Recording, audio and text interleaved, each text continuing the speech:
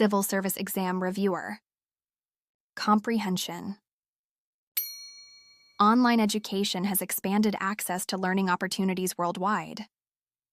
Yet, studies indicate that without structured schedules, peer interaction, and instructor feedback, many learners experience decreased motivation and inconsistent engagement, ultimately affecting course completion rates. This paragraph best supports the statement that A. Online education guarantees higher completion rates. B. Motivation is unnecessary in online learning. C. Lack of structure can hinder success in online courses.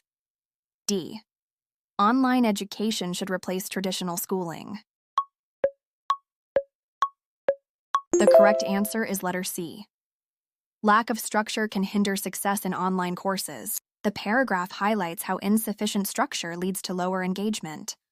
Did you get it right?